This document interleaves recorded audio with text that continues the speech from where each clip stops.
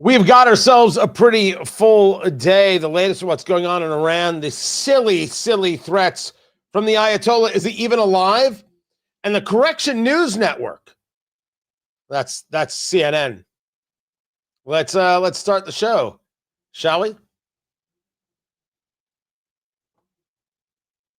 What are you hearing from any Republicans in the House? Are they worried about gas prices and what this looks like right now? Well, as you know, Thomas Massie and I led the Iran War Powers Act. We had led the FCC Transparency Act. We didn't get many Republicans. There were about 15 Republicans who were concerned. And their biggest concern is that we don't put ground troops there. We don't get involved in a regime change war. And now, of course, gas prices. So what have we achieved? I mean, we've taken Khamenei, who's 86, and so far we replaced him with his son, Khamenei Jr., who's even a bigger hardliner. The regime is still in power. Gas prices are up. Our service members are dying. I just hope the president stops this war. You are a wimp, Ro Khanna. You're a child. That's the problem that we have. Children to the left of me, Groyper clowns to the right, and here I am, joyfully stuck in the middle with you. Tony Katz today. Good to be here. Good to be with you. He's a clown. He's a child. Ro Khanna is not a man who has ever experienced any part of the world and knows that things take time. Why don't I have the results when I want the results? Listen to him. We're less than less than 2 weeks into this fight against the Iranian regime, against this terrorist. And here's how he's answering Caitlin Collins on CNN. What are you hearing from any Republicans in the House? Are they worried about gas prices and what this looks like right now? Well, as you know, Thomas Massie and I led the Iran War Powers Act. We had led the FCC Transparency Act. We didn't get many Republicans. There were about 15 Republicans who were concerned. And their biggest concern is that we don't put ground troops there. We don't get involved in a regime change war. And now, of course, gas prices. So what have we achieved? I mean, we've taken Khamenei, who's 86, and so far we replaced him with his son, Khamenei Jr., who's even a bigger hardliner. The regime is still in power. Gas prices are up. Our service members are dying. I just hope the president stops this war. Let me give you the shorter translated version of that. I want an Oompa Loompa now. Children. Absolute children. Did I say hello? Did I introduce myself? My name's Tony Katz. The show is Tony Katz Today. I'm glad you're here. Live streaming on YouTube. You should check it out there and subscribe. Go to YouTube, look for Tony Katz and subscribe right away. Twitter X, Tony Katz, Facebook, which stinks, Tony Katz Radio, and on your local radio station. If I'm not there, you should demand that I'm on there. Don't be wasting time. Let's get on that right now. What made anybody think this was going to happen overnight? What made anyone think that 11 days in, 12 days in, it should all be done? No, I'm sorry. I'll give it today. Today is day number 13. It should all be done. The president said 4 to 5 weeks, or is it 4 to 6 weeks? Which I would not even give the timeline on. Now, part of this is a messaging problem from the president. And people don't like to hear it. What does that matter? The president should have said, this is what we're doing, and this is why we're doing it. It's going to mean this, and it's going to mean that. And you might have higher gas prices for a while. Well, it's worth it as we take out these Iranian terrorist no-good bastards. And said it just like that. Get Americans to be a part of the fight. I said the exact same thing. The exact same thing when it came to tariffs. When they say to you, I thought you were the president of peace, ending terrorism against Americans does bring peace.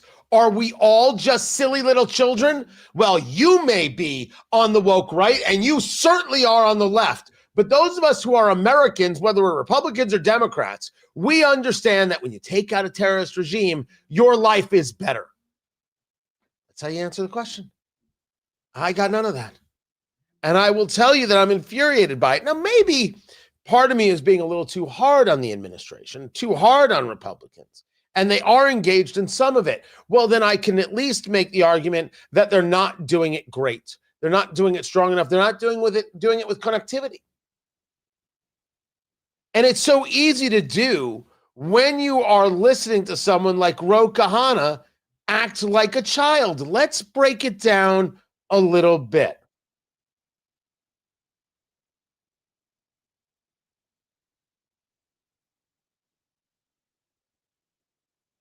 Let's talk about why you didn't get people with you on this War Powers Act conversation.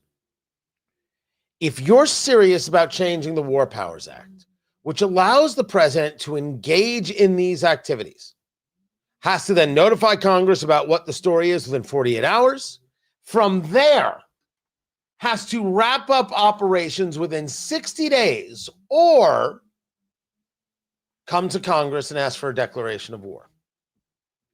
That's what has to happen.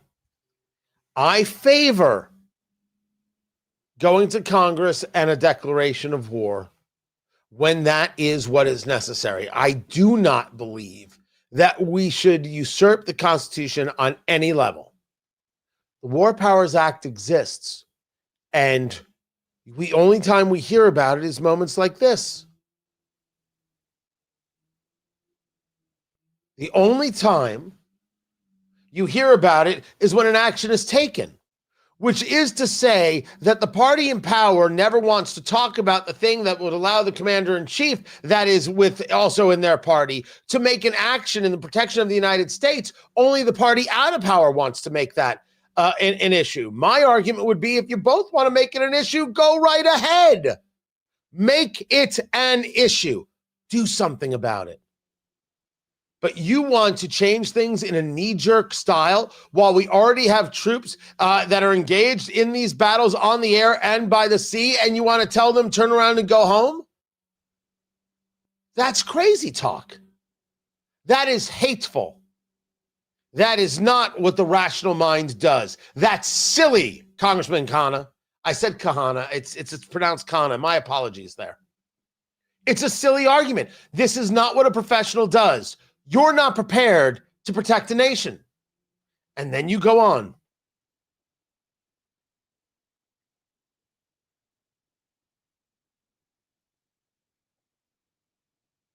Let's talk about what we've achieved. We should be clear with each other that this is a regime change war. I do not care what the Trump administration or the Israelis call it. I do not give a damn. It is a regime change war.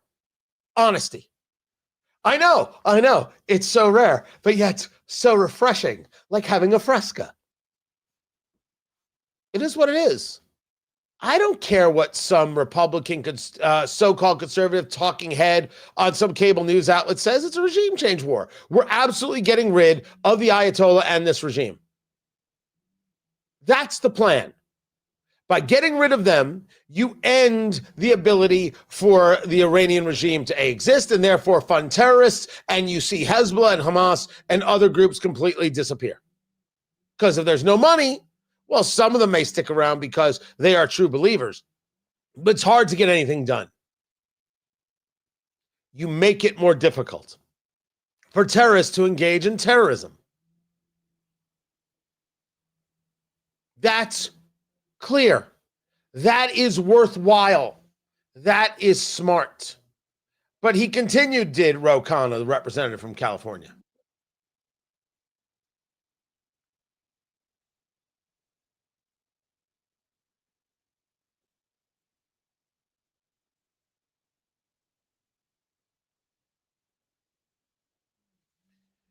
We've lost soldiers. You're absolutely right. We've lost soldiers while we are trying to put an end to terrorism to the very best of our ability and engaging in safety and security. That's sometimes what happens, and it's awful, but it is sometimes what happens. Gas prices are up. Yes, they are. And I argue that the administration should have said it is a price to pay for ending terrorism. What price is Ro Khanna willing to pay? None. He'll keep taking the terrorist hits.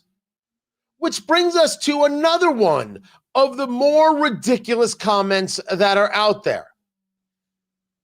One of the people in the chat room as we're live streaming. All I remember is that the U.S. had no real issues with Iran, Iraq, Saudi Arabia until Israel said we did.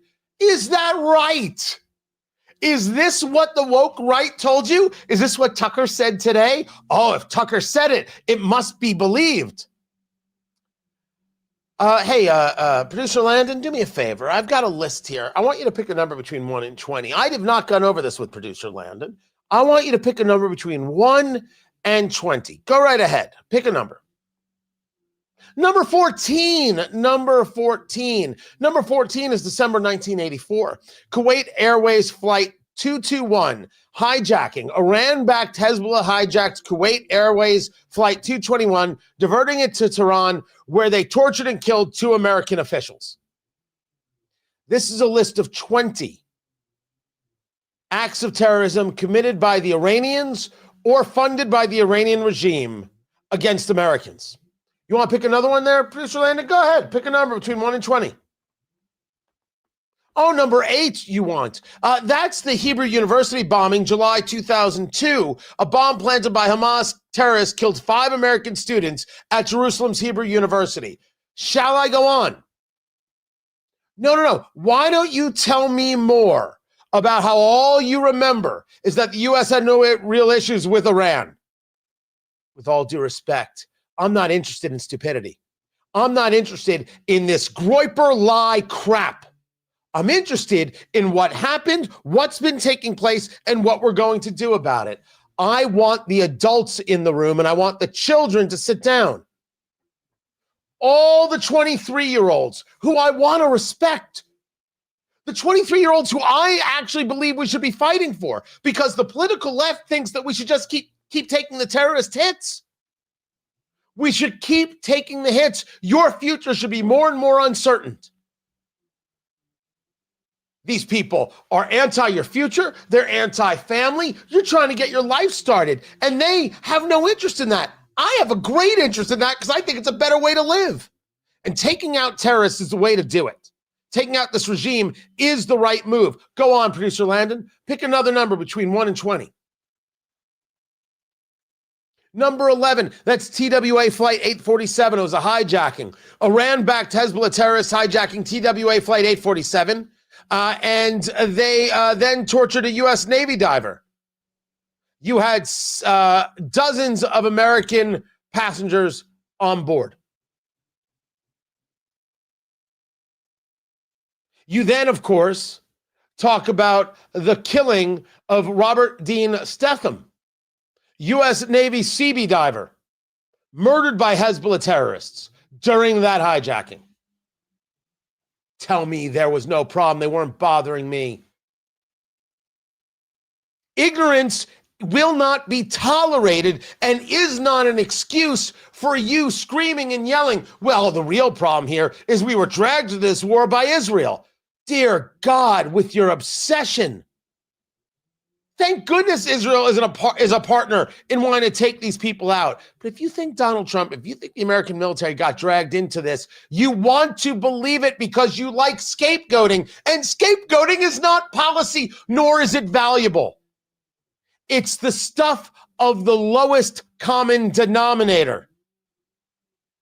Only the most ignorant in a society would believe if you pack your sins on the goat and send it out into the wild as a sacrifice, you will be saved. We are past those times in our lives. The Iranian threat is a threat, and the Iranian threat needs to be dealt with.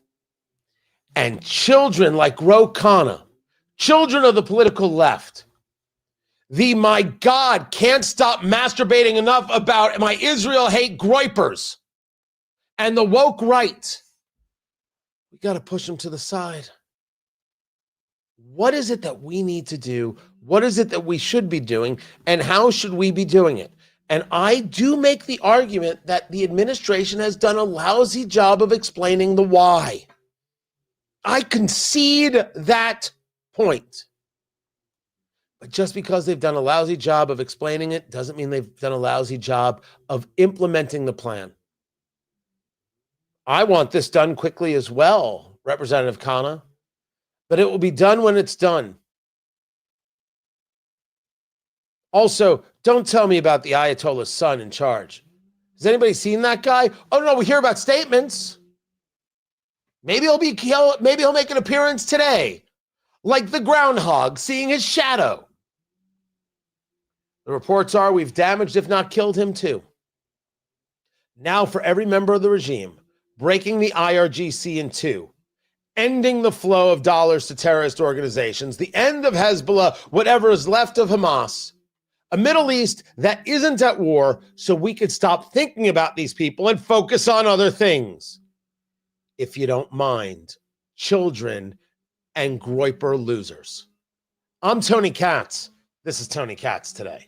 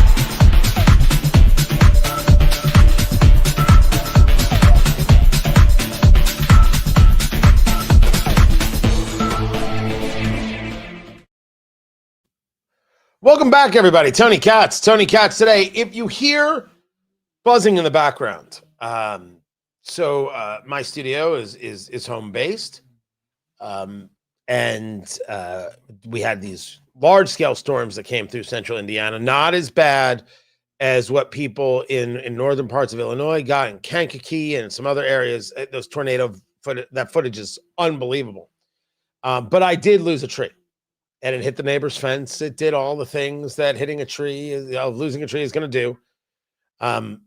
So they are right now cutting it all up. They're cutting it, getting rid of it, everything else. Some of it will become firewood. So if you hear that, I'm sorry. That wasn't the plan. They were supposed to be here earlier. There it is. Okay. Now here's another one of the great arguments. First of all, what's with the name calling?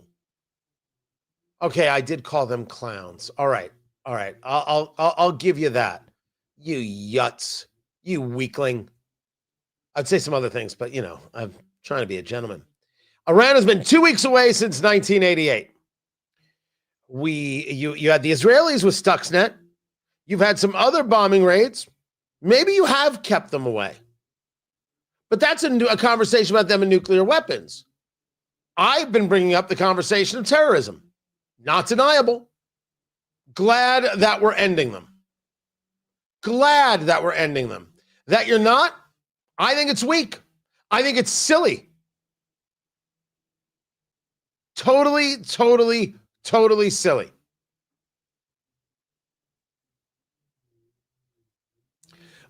You're blind and who's paying you? Are you talking to me? I don't know if you're talking to me because I'm not blind. I mean, they are glasses, but it's a very low prescription. And who's paying me? Your mom every Friday night. No? I thought that was good.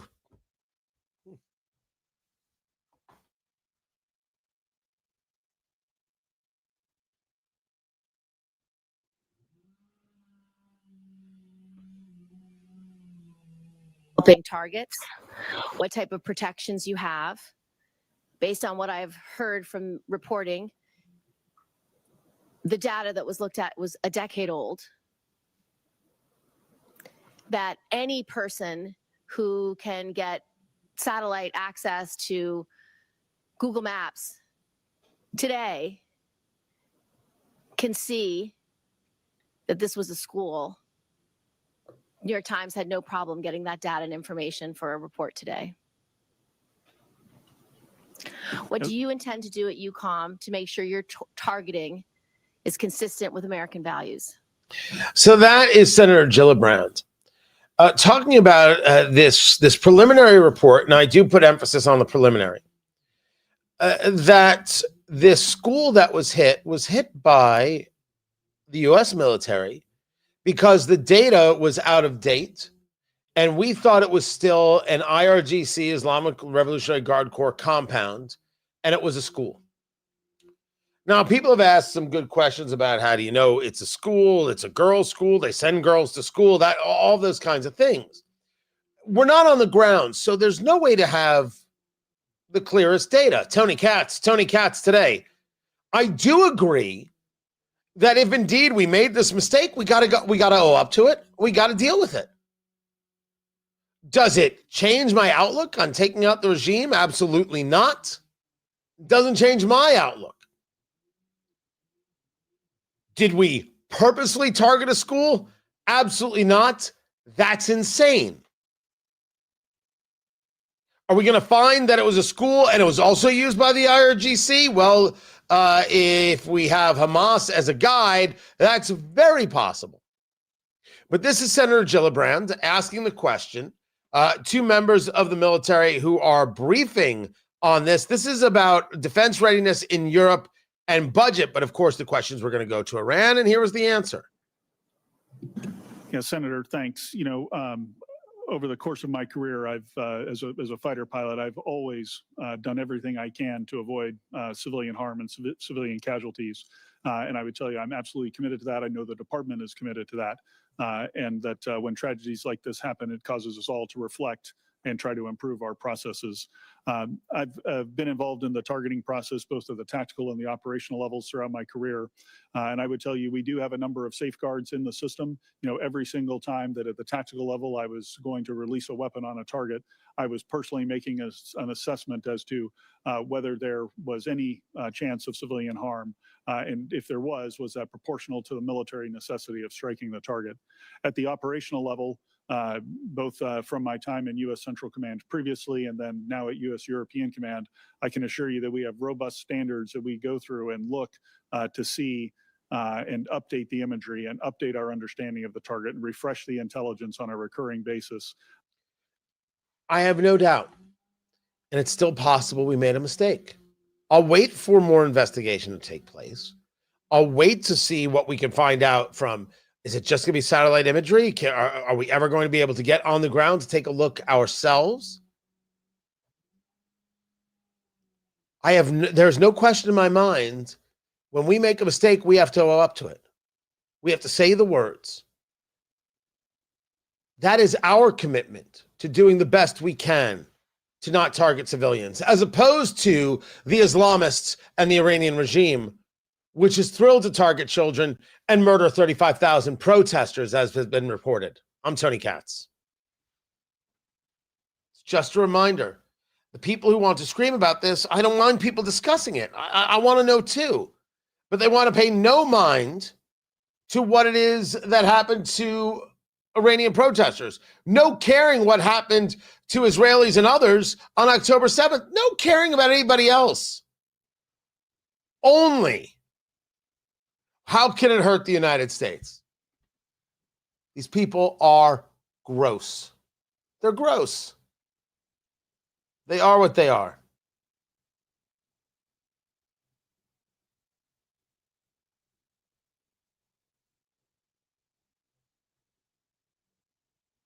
All right, let me get that.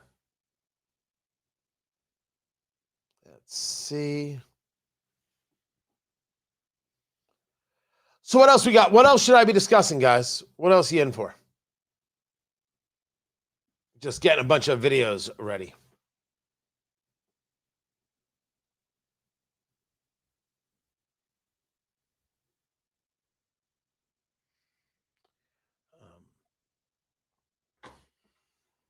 See if I have it here.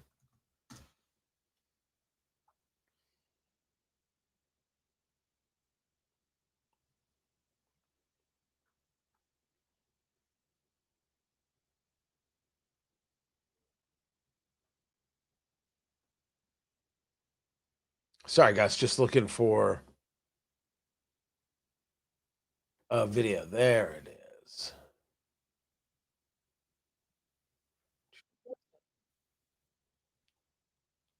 There's that. There's this one. And there's this one. Nice, nice, nice. Got it. Also, for those of you in the chat room, and I appreciate you being here, there are two chat rooms. There is one that is desktop, and there is one that is mobile. So we stream to both places. It seems that the mobile chat room is filled with total insanity. Trolls and everybody else, it's crazed. The desktop chat room, people agree and disagree, but they're mostly normal, and they're not getting nasty and all the rest. I am not someone who is interested in saying, well, it's my chat room, but you could say anything you want. No. If you're gonna come at religion, if you're gonna go at personal, I've heard it all. I'm not impressed, and yeah, you'll just be gone. That's it. You want to engage, you want to ask questions, agree and disagree, and all that jazz. I'm all nothing but ears. Totally fine. 10,000% fine with that.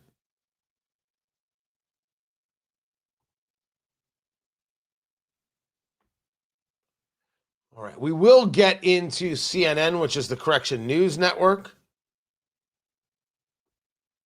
I have got that for you. Wait, hold on.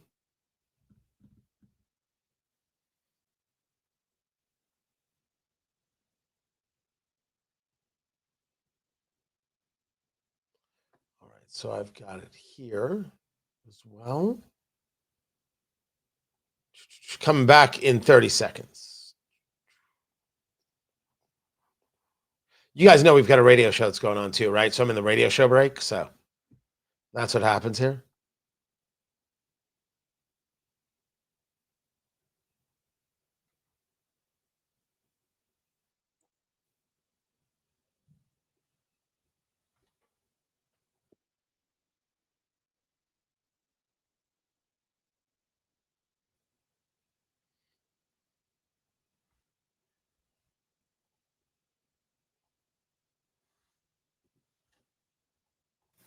Their bill isn't voter ID, number one.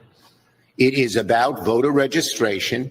It allows ICE to kick tens of billions of people off the rolls, and they don't tell them until election day, and you show up and you say, you're not registered anymore. You're not registered here. You're not on the rolls.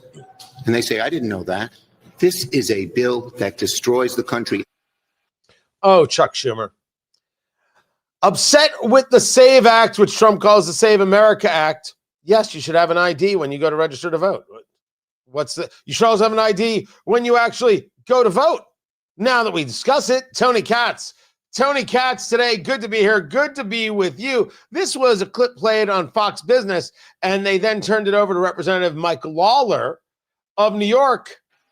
Congressman, why is he so against this? Senator Thune says he's going to bring the bill to the floor for a vote next week, but he's not expecting to reach any 60-vote threshold. Maria, Chuck Schumer is the biggest jackass in America. He has been in elected office for 50 years. 50 years. It's time to go home. He's not wrong about that. This is the kind of thing that I've been asking for. And you say to me, Tony, but this is the coarseness in the politics. And I don't disagree with you at all. I don't disagree with you at all. But the left seems to believe they can say anything they want, anytime they want, and get away with it. And my response is no. No. One must make the move to set the record straight. And as I discuss, you must always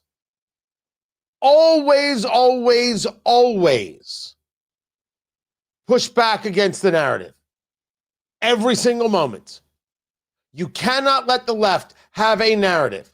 You cannot engage in this idea of civility. Civility does not mean the absence of fighting. It doesn't. And considering the amount of cursing and madness that Schumer has gone through, talking about the political right, I think the statement is fine. Do I like it? No, I don't like it. I don't want it. My problem is I lost a fight. Well, Tony, you're giving up on your conservative values. Far from it. I'm recognizing that what other people claim as civility is doing us great damage. Like when I talk about how John Thune, the Senate Majority Leader, when I talk about him saying, I really hope that the Democrats will do the right thing and fund the Department of Homeland Security. Will they? Only time will tell. What is that? Every time a drug boat gets through because the Coast Guard isn't funded, Democrats will have the blood of babies on their hands. Tony, that's such hyperbole. The left told me that Paul Ryan was going to push grandma off the cliff. Maybe that's why he did all that P90X. Needed the strength because, it's a cliff and it might be a little rocky, maybe muddy, and you got to push the wheelchair right through that. You got to take the wheelchair, just boo! They did it without any compunction. They didn't care. They spent 3 years calling for someone to try to assassinate Donald Trump. A little bit of fight back isn't the worst thing in the world. Which brings me to maybe the rarest moment I've ever had in my radio career. Can I get a round of applause for Twitter X?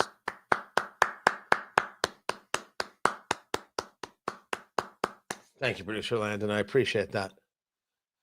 Why in the world am I applauding social media? It's a dumpster fire. Have you seen what's on social media? It is awful. Just my feed is just chock full of some lovely people, a bunch of trolls, and I mute who I need to mute. I don't block. I used to block. I don't block on Twitter anymore. Fingers Malloy, who I do Eat, Drink, Smoke with, the Cigar and Bourbon Show. Check that out this weekend. eatdrinksmokeshow.com. He's a believer that if you block someone, you're giving them too much happiness. So just mute them so you don't have to hear from them. He's a genius. Is what Fingers Malloy is. Social media is a dumpster fire, but it did something amazing over the past couple days. It forced the truth out of CNN. CNN is the correction news network. When people ask, that was coined by Tony Katz, all rights reserved. They are the correction news network because they're always having to correct the record because they allow nonsense to be told. We're not discussing the idea of a mistake that is made. Mistakes get made. And when a mistake gets made, you go about correcting the mistake. But when the same mistake gets made over and over and over and over again, that is not a mistake. That is not a bug. That is a feature. That is full. And we start with what Abby Phillip at CNN, she's the the host of Nightly Struggle Session with Abby Phillip, where she has some conservatives on and says, so why are you still racist? That's what it is. It is a protection of all things progressive and those on the panel who get just abused by Scott Jennings or Pete Seat or a bunch of the other guys. They just get Brad Todd. The lefties get walloped. Kevin O'Leary, Shark Tank dude. They get abused. And there's Abby Phillip to, all right, we have to go to a quick break. We got to go to a break now. Well, we got to go to a break. It's just getting interesting. Dear Lord, at these moments, you should sell popcorn. And Abby Phillip, who is always a protectionist of progressives, gave this tease. Republicans say Muslims don't belong here after an attempted terror attack against New York's Mayor Zohran Mamdani, and the House Speaker Mike Johnson says nothing. Really, there was no terrorist attack against Zohran Mamdani. We know this. It was Islamists, ISIS-inspired, who came to New York to kill Americans. It wasn't that, they were going after these Islam protesters. I don't care what they were protesting. It was an attack on American citizens by ISIS-inspired low-life terrorists. That's what happened. That's what happened. Now, some people argue that this is a tease. And if you've ever done TV before or hosted TV before, what you'll hear is, listen, very often the anchors will write scripts. They'll write their questions. They may not write the tease. You might leave that to a segment producer, right? You've got an overall executive producer. Then you've got the producers of the whole show. Then you have technical producers. And then you may have booking producers, right? People who book guests, people like me who may show up on a show. And then you'll have the segment producer, which is the person in charge of that segment, making sure that the clips are there, what's known as a SOT, sound on tape. They're going to go to this video. They got to go to this reporter, those kinds of things, right? Maybe Abby Phillip didn't write her own tease. It is 1,000% possible that she did not write the tease. I can accept that that is true. What I cannot accept is that this isn't the first time it happened, and she wasn't the only person apologizing. She apologized on Twitter X. And then, I think to the surprise of everyone, she apologized on her show. more to come. But first, this morning I issued a correction first thing in the morning on X for a mistake that I made in last night's show. But I also wanted to do so on air as well. I incorrectly said that the bombs that were thrown by ISIS-inspired suspects in New York over the weekend were directed at Mayor Mamdani. They were not. I failed to catch and correct that mistake in real time, and I take full responsibility for that. And while we do make mistakes, it is important to acknowledge and correct those errors when they happen. That is correct. That is accurate. And I put forth to you that this on-air correction would not have come if it weren't for X. If it weren't for the people on X who was making it clear that this is unacceptable. I can show you a post from a guy by the name of Edward Isaac Devere, D-O-V-E-R-E. I might not be pronouncing his last name right. You know what he is? He's a senior reporter for CNN. Take a look at his apology. I want to correct something I posted earlier on X, which inaccurately implied that Mayor Mamdani was the target of political violence in last week's ISIS-inspired attempted terror attack in New York City. You mean you both made the same mistake and you both show up with the same type of language to apologize? No. You both were contacted by the CNN lawyers who said, say this. See right here? You say this. You put this in your stupid post. You open up your mouth, you say this to the camera, and then go on with your show. You're so lucky to be making all this money. You no talent hack. I don't know if they said the last part. I would have said the last part. Remember, Abby Phillip could have had the show of shows. She could have had, Abby Phillip had the opportunity to have the single most important show in cable news. Maybe not as many viewers as a Fox show, but in terms of impactful, people talking about it, absolutely had the chance. And she said, screw that. I want to be a progressive. That's what she did. That's what she did. And yes, chat room, that is absolutely true, Samantha. Anna Navarro said the same things about Mamdani that Abby Phillip did in the tease, and Abby Phillip let it go. I'm surprised they haven't issued a correction on that. But no, the correction they're going to have to issue next over at the Correction News Network is about Paul Begala, Pete Hegseth, and a couple $1 million worth of lobster. You will not believe it until you hear it. I'll have it next. Keep it here. This is Tony Katz today.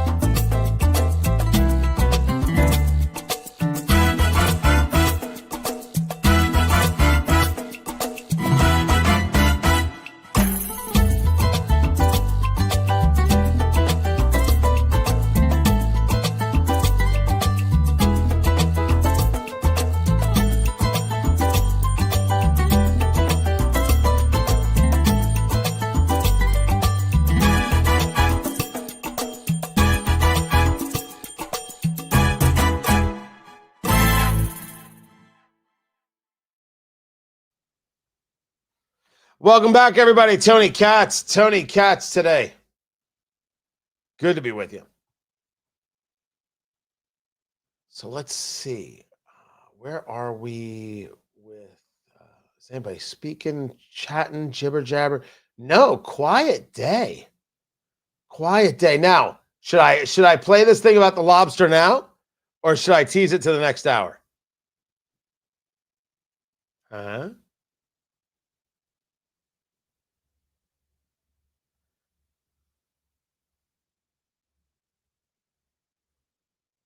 Which one?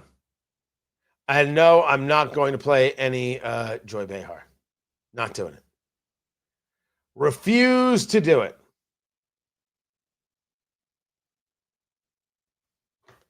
Let me see.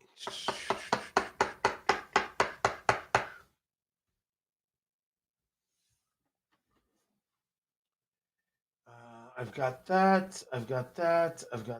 Ooh, okay.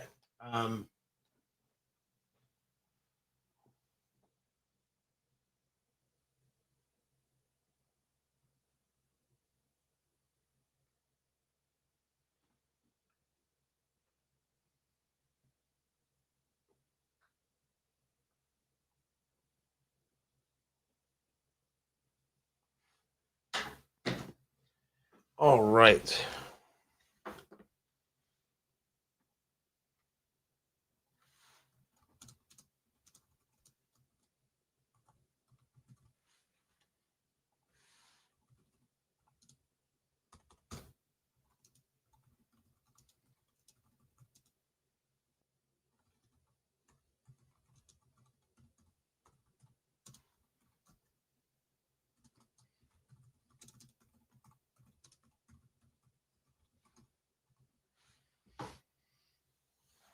All right, welcome back. Show is coming back. I only hope we can go the whole show without talking about Tucker Carlson. That is my goal today. That is, I'm a simple man.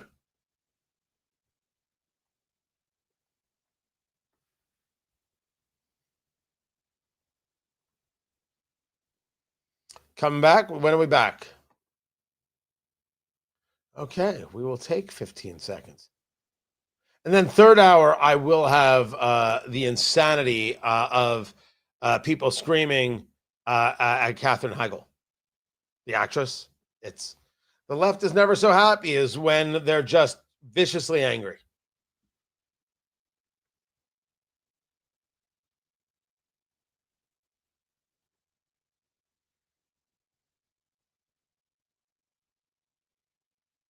So California is warned of a drone threat. I do want to get into that. I will, I promise, get to the lobster story. We're also following a report of a shooting at Old Dominion University. 2 people injured. According to the latest reporting, there is no active threat. There was a report in the mid-morning there, Old Dominion, Norfolk, Virginia, a gunman opening fire, 2 people injured. My latest reporting is that the gunman is dead. So that's the latest that I've got on this right now. There's going to be much more about this tomorrow as we learn more and get an idea of, first, campus safe, secure. Secondly, was there anybody else injured? And then we'll get an idea of suspect, connection, storylines, all that jazz. That will be coming. But this Iran drone threat, this from the FBI. Quote, we recently acquired information that as of early February 2026, Iran allegedly aspired to conduct a surprise attack using unmanned aerial vehicles from an unidentified vessel off the coast of the United States homeland, specifically against unspecified targets in California in the event that the U.S. conducted strikes against Iran. We have no additional information on the timing, method, target, or perpetrators of this alleged attack. That is a lot of vague. That is a tremendous amount of vague. And I see Rudy in the chat saying, I live in California. I see nothing so far, and hopefully you won't. Hopefully you will not. I bring it up because for those people who want to make the argument that Iran never did anything to us, Iran wasn't doing anything to us, do we think that a boat off the coast of California with the ability to launch and control UAVs used to threaten, maim, or kill Americans happened overnight? Do you think that the plan just magically came to be? Or was this something in the planning? And let's take it a step further.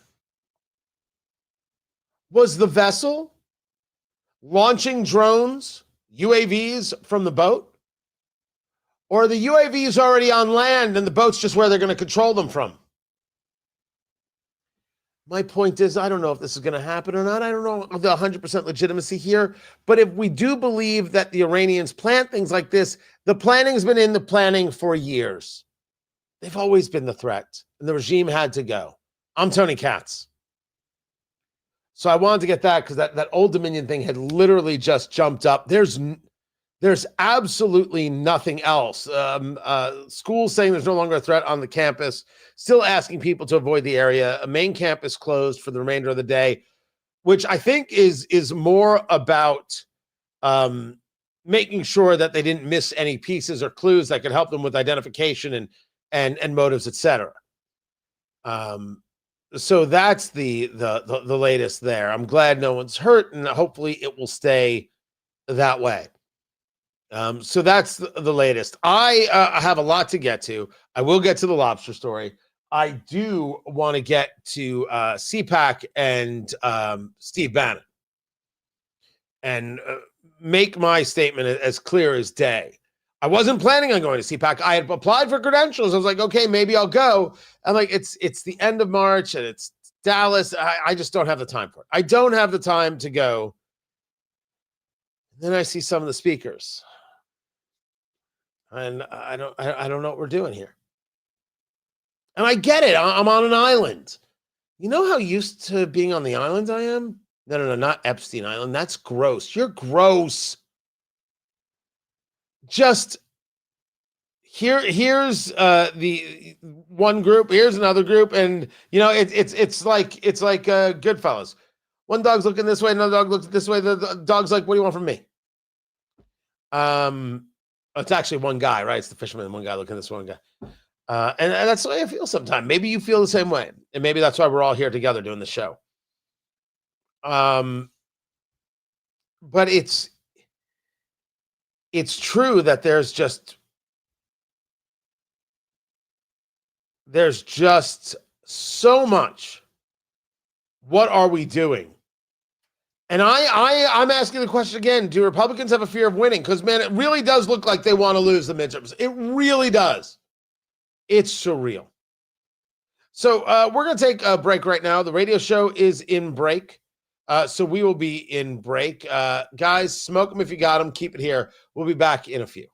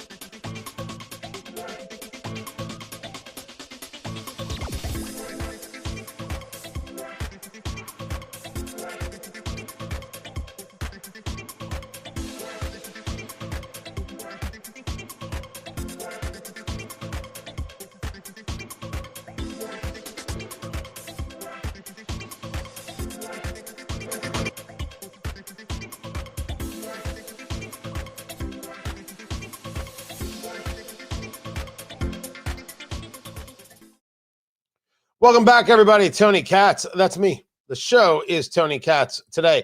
Glad you're here. I was just finishing up a little piece of work. I will get into the lobster story. But first, I'm going to talk about CPAC and Jeffrey Epstein. I hope you don't mind, because it's not about Epstein. It's about Steve Bannon.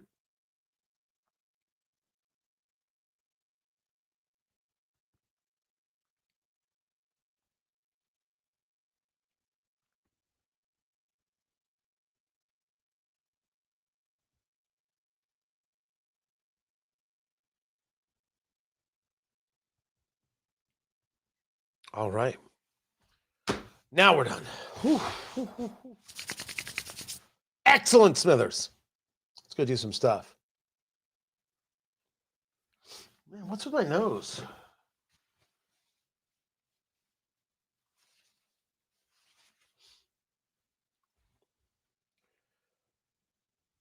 CPAC is the Conservative Political Action Conference. I have been a bajillion times. And when I go, I get the opportunity to broadcast from there. And I'm there on Radio Row, and people coming by, and we get to talk to members of Congress and this one and that one, and get to see some old friends and get an idea, a feel for where the movement is. Certainly, it's not the same considering what it is that Turning Point USA has done, which is knocked it out of the park when it comes to the younger set. Tony Katz today. Good to be with you. Good to be here. Live streaming YouTube. Come check it out. Go to youtube.com, Tony Katz, and subscribe and be a part of it. Get in the chat room. Lovely people are the kittens in the chat room. You should check it out for yourself. And of course, find everything at tonykatz.com. It used to be a long-standing joke, and it actually was a matter of contention amongst some conservatives, that the 20-something set, the college-age set that would show up at CPAC, would show up in the guys in suits that didn't really fit, and the girls were wearing as mini of a miniskirt as humanly possible. It was overdone, and people, it would be a constant comment to people like, how dare you commenting on this? And others would be like, are you watching what's happening? This is insane. It was a show. It was a show, but it was the conference. And then Turning Point USA came along. They said, no. This is how it's done. And damn, well, I have not gone yet to one because it hasn't worked out for my timing. It is true that they really did grab a lot of that audience share. It was younger, hipper, fresher, all these kinds of things. And CPAC over the last years has certainly waned. But the purpose of CPAC was about the idea of where is conservatism, the Conservative Political Action Conference. That is the question in front of us as they announced that Steve Bannon was going to be one of their speakers. And I start where I start. Matt Schlapp and CPAC should disinvite Steve Bannon. Now, they've also said that Megyn Kelly is a speaker. With her recent commentaries about Israel, crazy talk. Why in the world would you do it? But if you want to argue big tent, for whatever reason you're going to argue big tent, right? If you're going to make that argument, then I guess you're going to have Megyn Kelly.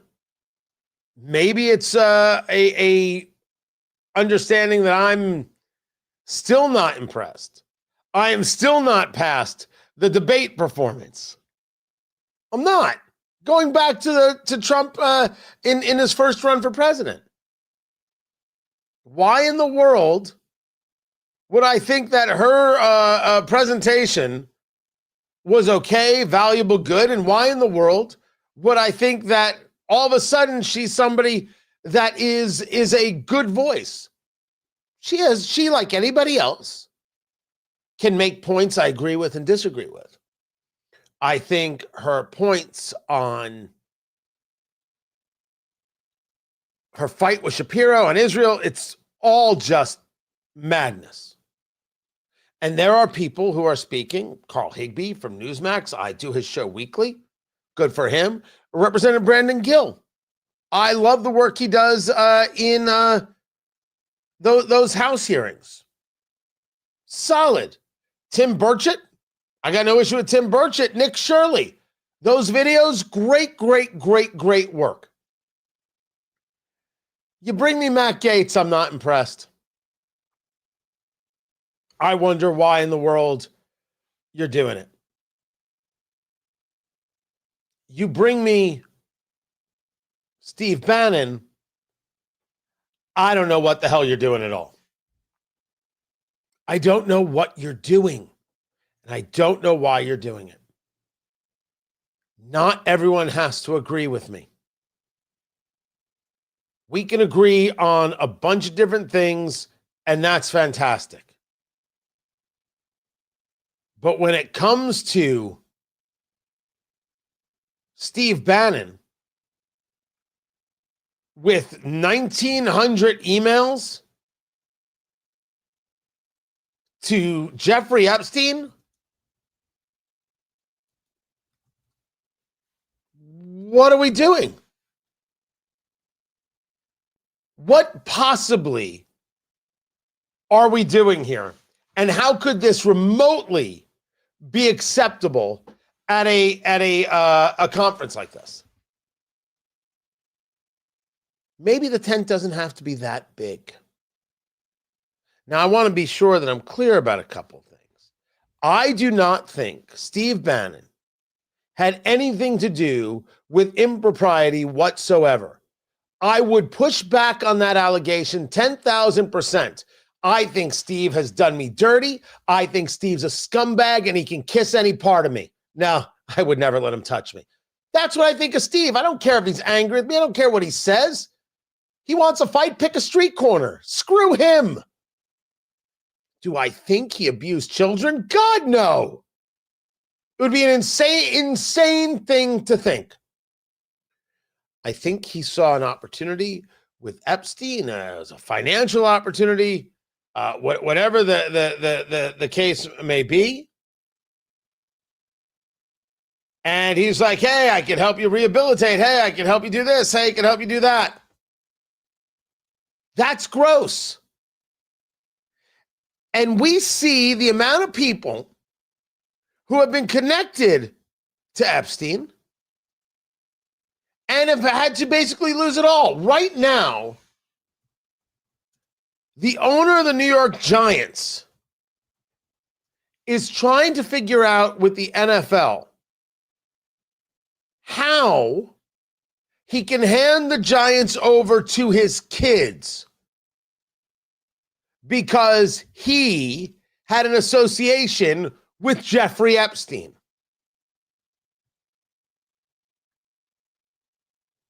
Gonna move the team over to the kids. It has to be approved by the league finance committee. And if it's approved, Stephen, Lori, and Jonathan Tisch would no longer any interest in the Giants. Steve Tisch appeared in the latest round of documents released by the Justice Department related to Jeffrey Epstein. Scores of emails between Epstein and Tisch, in which Epstein repeatedly connected the co-owner to numerous women. And then Tisch invited Epstein for a Giants game. Now, you're right. If there's a conversation about women, the question, of course, is how old were these women? I'm not making an allegation. I'm saying that's going to be the first question. And were these women, what's the word I'm looking for? Professionals. That's the word I'm looking for. Dear Lord, I don't want to hear that these women were coerced. That's a whole different level of pure evil. But connections with Epstein lead to jobs being lost. And Steve Bannon, with all of these emails to Jeffrey Epstein, gets invited to be a speaker?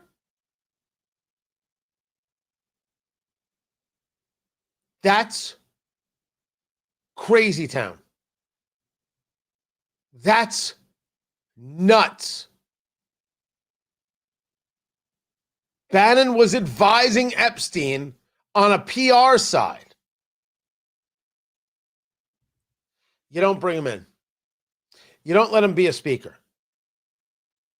I think that Megyn Kelly has acted in a disgusting and reprehensible way. Disgusting. And I could yet see her speaking at CPAC far more than Bannon. I had already made the decision not to go. It's not that the Bannon choice kept me from going. I already knew I had applied for the credentials, got the credentials. They used to, when you did Radio Row, supply you with the equipment. They don't do that anymore. So now I got to bring the equipment down, and then it's got to get set up. I bring someone with me, and someone's got to produce. And now I'm done by doing it all by myself, right? I used to do it all by myself. That's over. I'm not going. The decision on Bannon confirmed it for me. I believe that Bannon should be allowed his platform. He's got the show there, War Room, and it does well and all that jazz. He's entitled to it. He has broken no law. And he should not be deplatformed for a second. That is different than whether or not I think CPAC should give him a microphone, a megaphone, and a spotlight. It is absolutely horrifyingly daft for CPAC to do this. And all it did was confirm my decision that not going was the right thing to do. Absolutely. Because if the Conservative Political Action Conference will tell me that Bannon is a good pick and a good draw, you're drawing the wrong freaking people and pushing the wrong freaking message. I don't think they're going to change anything. I just want to make sure I made my voice heard. In the meantime, CNN thinks that Pete Hegseth is eating millions of dollars worth of lobster paid for by the taxpayer by himself. The Correction News Network strikes again. I'm Tony Katz, and this right here is Tony Katz Today.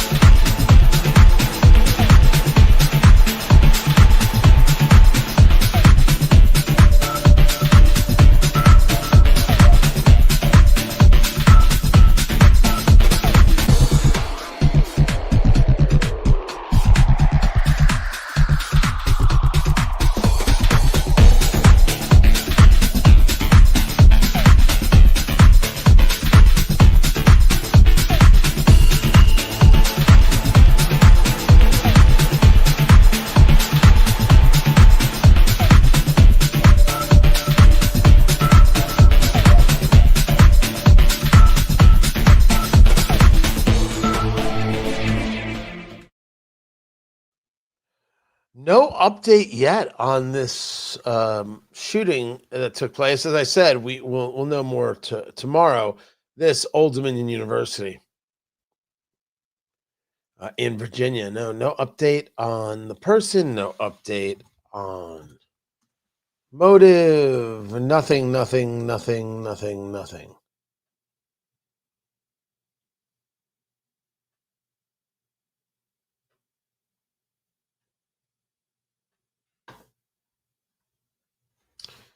Then we've got Save America Act. Are we actually going to be bringing this thing to a vote?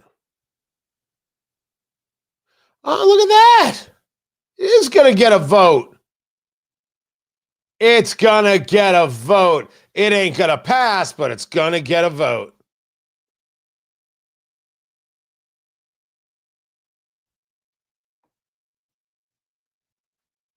Why was I on the news yesterday? I was on Newsmax yesterday. I did Sean Spicer's show earlier today. That should air this evening on the 1st. You can check that out. Not sure why I was on the news. But okay.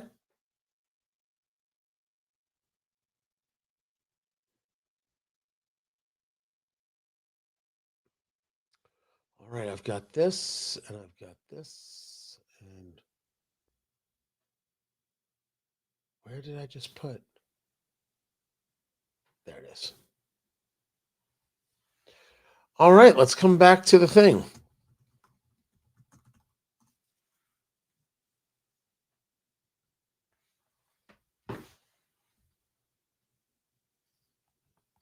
Hold on, guys.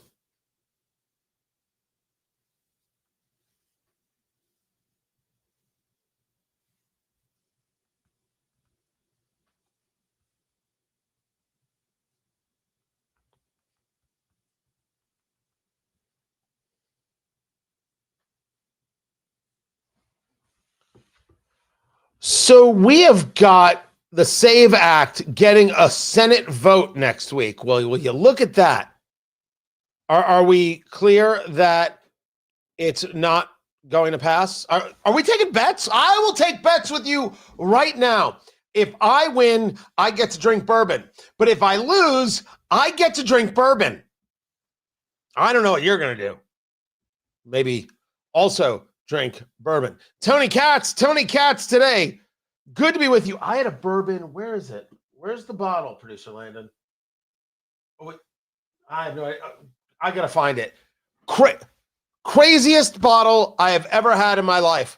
In my life. Where is it? Hold on. Let me see if I can. Hold on. Stay right there. I'm looking for it. Entertain the people there, producer Landon, as I'm searching for this. Oh, that's terrible. I can't find it. Oh, here it is. Got it. I got it. The weirdest bottle ever. Fenwick's. So Fenwick's is an MGP, right? It's distilled in Lawrenceburg. They do a lot of different bourbons. But it is made for Fenwick's Distillery, which is in Rensselaer, Indiana. They do a rye. They do a regular bourbon. And this is the 5-year-old cask strength. Comes in at 118.3 proof. So that would be 59.2%, 59.1.5% alcohol by volume. The sting on this neat takes over your whole body. But the caramel in this, it's like a caramel meets vanilla frozen custard, is insane. What is fascinating is, when you add water or you add a cube, right, to your bourbon, so that's going to bring down proof. It's the only thing that brings down proof. It's like if you go into the barrel, right, at the entry, at, let's say you call it 110 proof. And then after however many years it's in the barrel, it's 120 proof. You could add water to it to bring that proof down to 110. And that process, if I have it right, which I think I do, is called foolproof. That's what foolproof is. As opposed to barrel or cask, which is coming directly out of the barrel. But single barrel, it's not really touched by any other process, right? It's from the barrel to the bottle. Then you can ask, is it filtered or anything like that? But that's not the point that I make. Water brings down proof. And water changes the bourbon, right? It opens it up. And so it makes some flavors more pronounced and some flavors more muted. That's what it does. It's why you want to try your bourbon neat, water, cube. You want to try it in all the different ways because you can find that, okay, I don't like this bourbon neat, but I like it on a cube. I don't like it cube. I like it neat. And yes, this is the bourbon we do on Eat, Drink, Smoke this week. Put this on a cube. In my entire 6 years of doing Eat, Drink, Smoke, I have never had a bourbon in 6 years. I have never had a bourbon change complexion on me, yet stay completely the same as much as this did. You got to hear us do it. You got to listen for it. Eat, Drink, Smoke, eatdrinksmokeshow.com. Unbelievable. I have never experienced anything like Fenwick's. Full disclosure, I have no financial connection to these people whatsoever. I don't know them. I've never been at the distillery. I didn't even know this bottle existed until I found it at a local liquor store. I paid for it. I paid $70 for it. It's your choice. I just share the the story. Sorry, I didn't mean to get carried away about the bourbon. The SAVE Act is going to get voted on. There's no way this thing is passing. There's no way that it's passing. Unless the change is made to the filibuster, which you could eliminate the 60 vote threshold, which is something called cloture, right? You need 60 votes to begin debate and 60 votes to end debate in the Senate. And with that, if you don't end the debate, it just goes on, for forever. You won't get to a place of being able to vote, and you can't even open it up for debate. The argument is that the political right should get rid of the filibuster because the left is going to do this anyway. And we have discussed this before, and you know that I have real opposition to that, although it's less and less every day. Because we know that if Democrats get control of the Senate, they're going to get rid of the filibuster in the first 32 seconds. It will take no time. And therefore, you will not have the ability to stop the madness. So the idea of not ending the filibuster is to try and hold the left to a standard. And as we all know, you can't hold the left to a standard. They're not going to be held to a standard. It's just not going to happen. My issue is you don't get rid of the filibuster if you don't have 7, 8, 9, 10 other pieces of legislation you want to get passed behind it.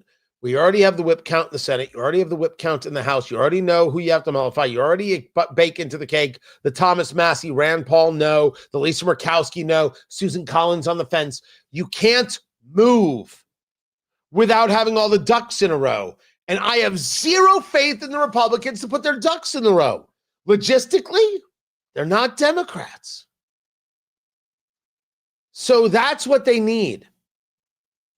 Now, by the way, if they did it with just 4 pieces of legislation, I would think it's the greatest miracle the world has ever seen.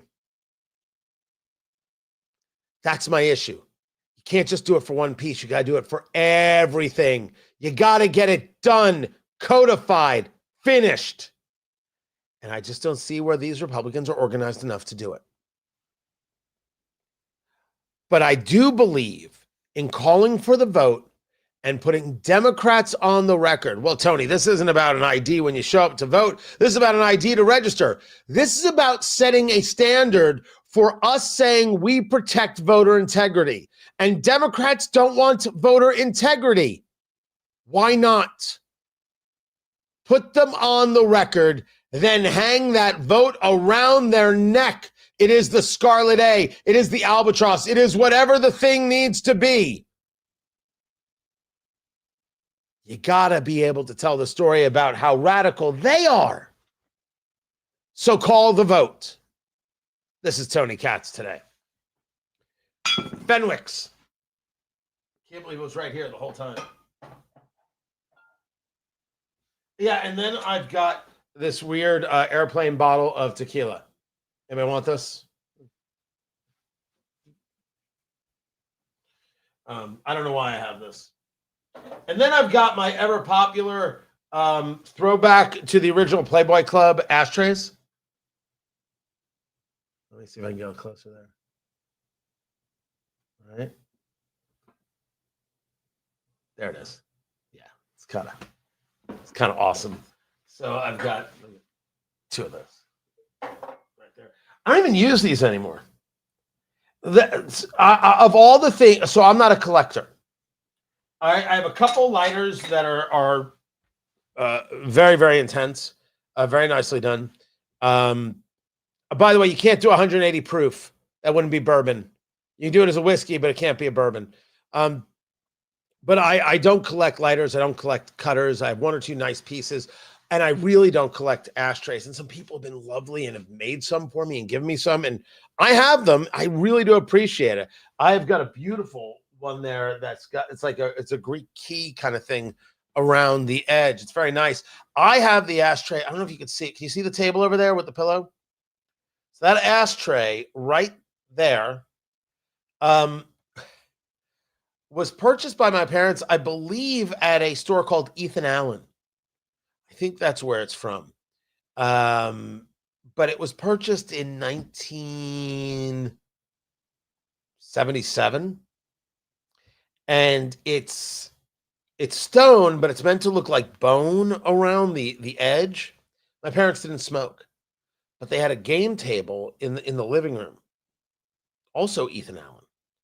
It was like a cherry wood and white legs, and the chairs had the arms, and it was all matched. It was spectacular. It was in the living room. No one used the table. It was super weird. It's not like you weren't allowed to sit at it. My parents didn't play games. It didn't do that. And it was right next to where we had the 8-track player, where I had AC/DC and Billy Joel's Glass Houses. It was an interesting life. But they never smoked on it. So it is I think it is. Yeah, it's the only thing I took from my parents when they moved to Florida. It's the only thing I have is that ashtray. That's enough, right? I'm good. I'm set.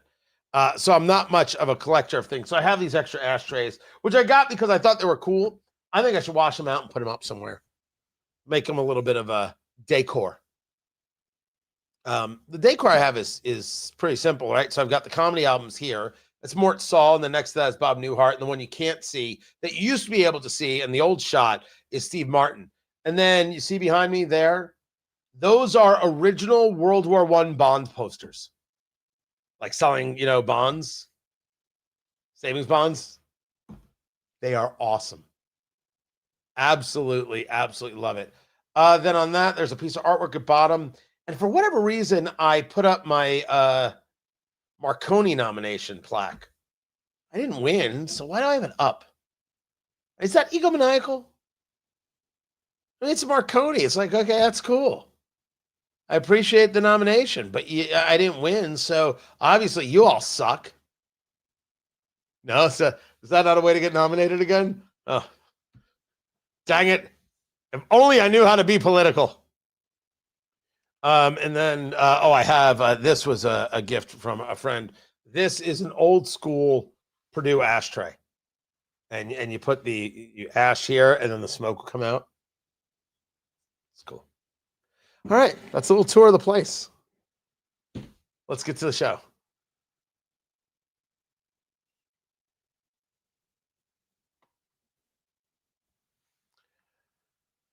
So I had mentioned that there was a shooting at Old Dominion. We are now getting a report that there is a shooting that has taken place near a synagogue in Oakland County, Michigan. Tony Katz today, before anybody does anything, a breath. There was a report like this a few days ago out of Baltimore of a shooting near a synagogue. It had nothing to do with the synagogue. I am not saying that is the case. I'm saying right now we don't know anything about what is happening here. We don't have a single bit of information regarding this shooting. We know that the Oakland County Sheriff's Office confirmed that multiple agencies are on the scene. They're working to clear the building. Fox News is reporting that there was a car driven into the synagogue. See what happens when you get more information? When you get more information, you're able to tell more of the story.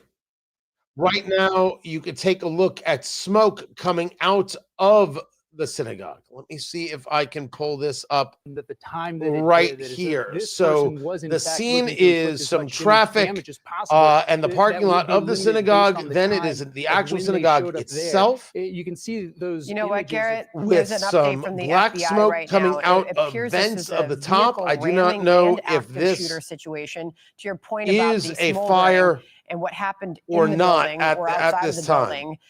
Kash Patel reporting right now via X that FBI personnel are on the scene with partners in Michigan. So and I responding cannot to the see where a apparent car was vehicle driven ramming in or not. an active shooter I situation always want to at make a sure I have Temple information Israel before synagogue in I West share Bloomfield it. Township, We're staring Michigan. at the live at footage, FBI Detroit. He and is we're going to tagged get there. more So they're working with their information local partners about there, and this they're on the scene, Garrett.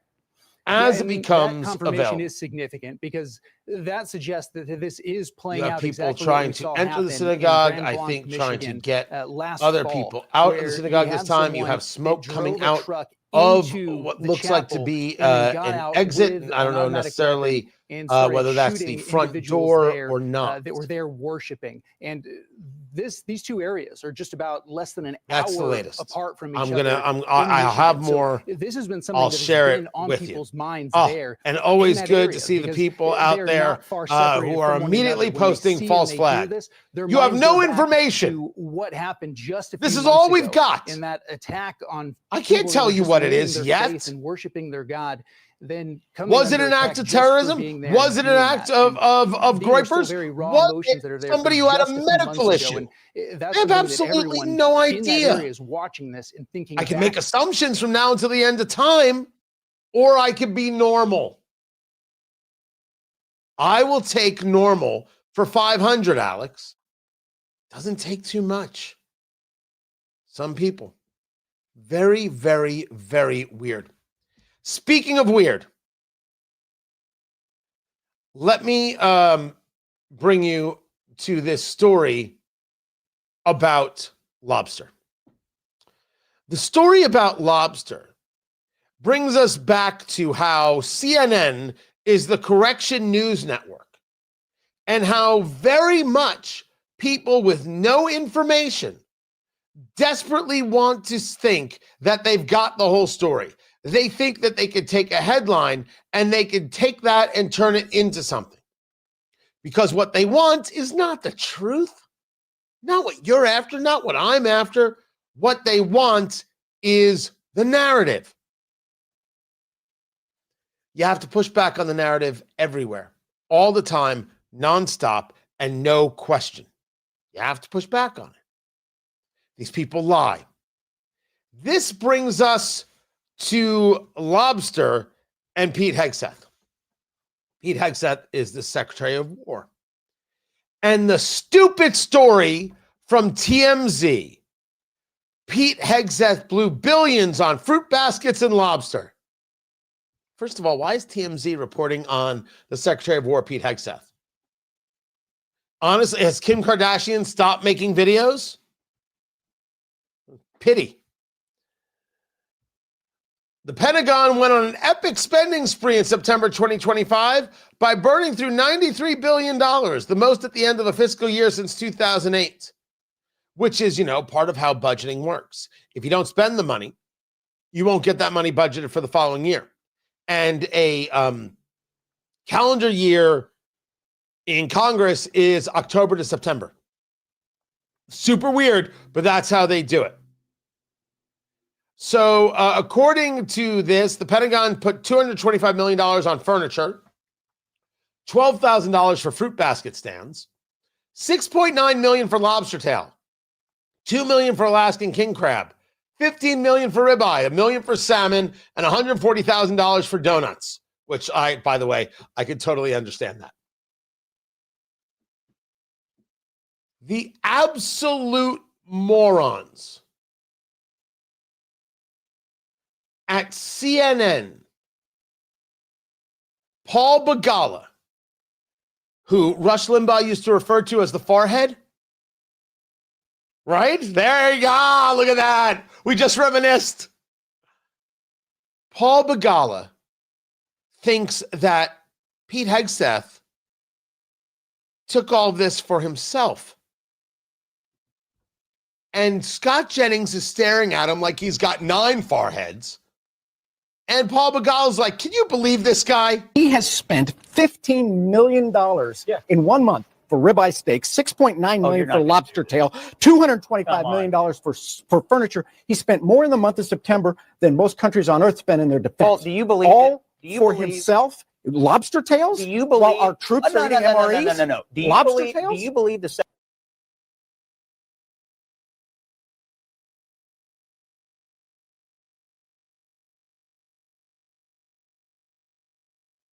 So this video that I share this from, this video has the great cut-ins because Scott Jennings, who's like, do you actually believe that Pete Hegseth did this for himself? He literally goes, internet, do something, which is to say, prove him wrong. And it cuts to soldiers eating ribeye steaks and lobsters because these soldiers were going to be going into conflict areas. And so they get a celebratory meal before they go. Paul Begala didn't know that. Secretary of Defense is personally eating all the lobster? Well, he It's can't for eat the 16. Troops. Oh, really? The troops are getting And lobster. frequently. Brothers Defect has steak and lobster. How's your steak and lobster? All right, damn, you're decent. How's yours? I'm ready for war.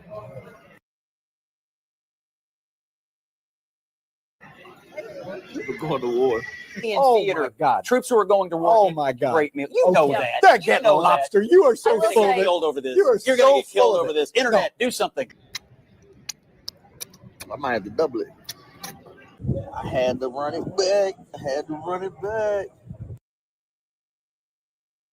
They're showing videos of themselves eating steak and lobster. Paul Begala didn't know.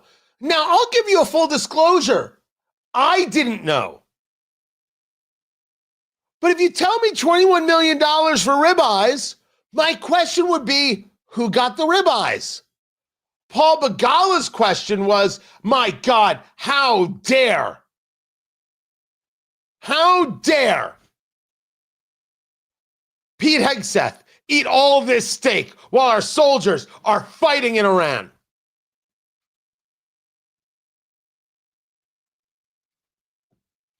Unbelievable story. And yes, CNN's going to have to offer a correction. But understand, they don't care if they get the story wrong. They want to be able to tell any story they think that hurts Trump. They don't care if they get it right. They don't care if they lie to the audience. I am staring at what is being described as an active shooter situation near a synagogue in Michigan. A car run into a synagogue in West Bloomfield. And I, pretty good observer, we all know what's going on here. But before I say anything, maybe I should make sure. Maybe I should make sure that I've got the story right. Maybe, just maybe, I should wait for information before making any allegation. I hope everyone's all right. I'll have more on that story coming up. Keep it here. I'm Tony Katz. This is Tony Katz Today.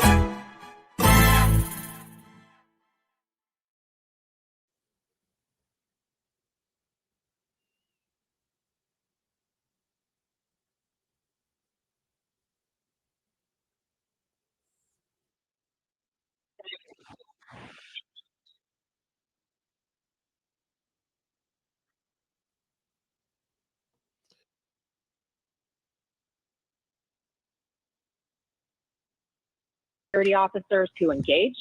I commend the law enforcement. That is the environment that we currently live in. You have to have your head on a This swivel is the at all live times coverage right and, now. You know, do not live in fear, but also Fox be fully News alert and fully aware. on All right, this so just a little bulletin shooting here, in Michigan. just to add to At a what was synagogue just or around reported the now. synagogue, I'm hearing from a driven senior through a synagogue. law enforcement source that the person who was driving the vehicle, the alleged shooter, is reported to be dead. So we had the alert from the sheriff that the suspect was not in custody.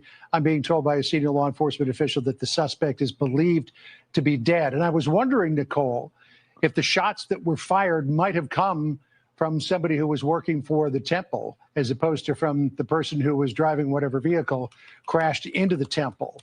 So that's some new information. Right now, let's bring in Paul Morrow, retired NYPD inspector. He joins us by phone. So, Paul, let's put these things together. You got somebody who crashes a vehicle into the school, and it looks like there were bollards in front of the access points that I can see in this aerial photo. So I'm not sure how the vehicle got past those. Don't know if they went around it or if they bounced over them. So I'll just skip that part of it right now. Let's see if we can get some other information, stuff we can bring to you that will actually make sense, that'll actually be data. That's what I would like to be able to provide. So when I get more, which might not be till tomorrow, I will give you more. How much longer there do we have, Producer Landon? 45 seconds. I like it.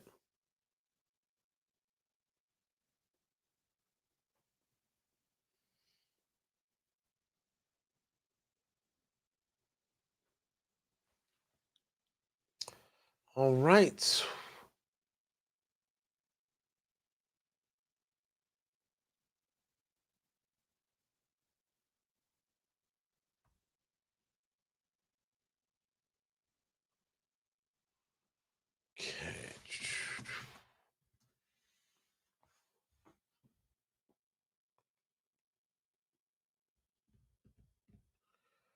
Bring it on, bring it on, bring it on.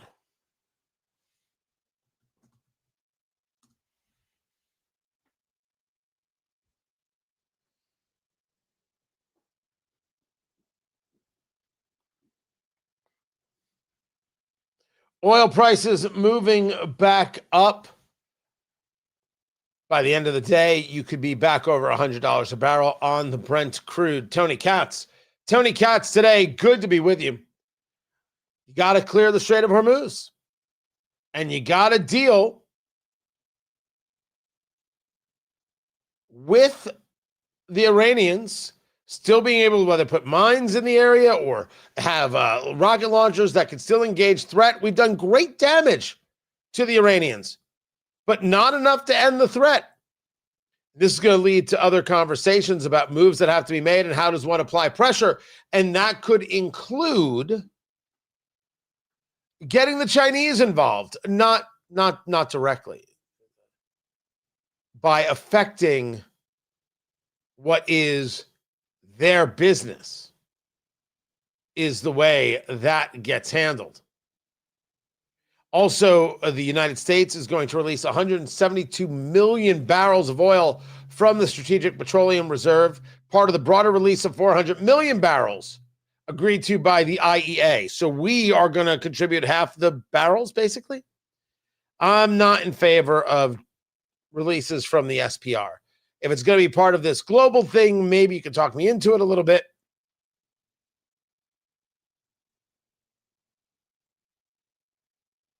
But I will tell you that I don't like the idea of bringing the SPR into this. I would rather the president have told Americans this is going to be tight for a while. Prices are going to go up for a while, but we are going to win. We are going to destroy this regime. There's going to be peace in the Middle East, which means we don't have to focus on these people because we've gotten rid of the terrorists. Oil prices will come down and everything's going to be better. That's the world that I said I wanted to bring forth. That's the kind of safety and security I wanted to bring to you. And then by gummit, I would expect the president to say, by gummit. That's exactly the kind of thing you say when you were raised in Brooklyn. we're going to have some peace. Then there is, well, how could you expect anything else? In a few minutes, I'm going to sign the paperwork that's necessary in order to qualify for the Democratic nomination to run again for the House.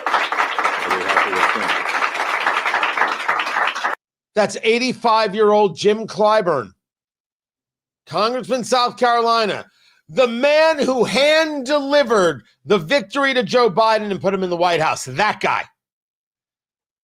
He's running again. I mean, that's that. By the way, I said Trump was raised in Brooklyn. I was raised in Brooklyn. I confused myself and Trump. That's a very Biden thing to do right there. I need to seek immediate medical attention. That's my fault. I apologize. 85-year-old Clyburn. You know what? He wasn't making that confusion. I guess he gets to run. 85. 85. And running for re-election. Why not? He's going to win. Why not? And if you say to me, Tony, because 85-year-olds shouldn't be in Congress, I'm not saying no. I'm saying that it is a problem. But since he's going to win, no one's going to run against him. Why not just take the money and enjoy yourself? It's an easy life. You don't have to question how you're going to vote. You show up when you want. Vacations. I should run for Congress. The latest on this shooting near a synagogue, West Bloomfield Township, Michigan. Reports of an active shooter. There have been reports that the person who ran their truck into a building, the truck then caught fire, then shots were fired. There is a belief that that person is dead. There's a question of whether or not that person was the shooter or somebody in the synagogue was engaged in the shooting. There's going to be a lot of back and forth. There's going to be a lot of different news reports. I'm going to lay off. We're going to get the information. I will have full details tomorrow on this and later on Twitter X. More show is coming up. Keep it here. This is Tony Katz today. Guys, I appreciate you like you would not believe. I will have more updates on this tomorrow. I'll bring you every last bit of it. We've got more radio show coming at WIBC.com. That's where you go and listen to the show. Go do that. I got to stop live streaming here. I am back tomorrow at noon. I only hope to see you then. Don't forget to subscribe. Do that. Would you please? I'd appreciate it. Guys, thank you so very much. I'll catch you tomorrow. Take care.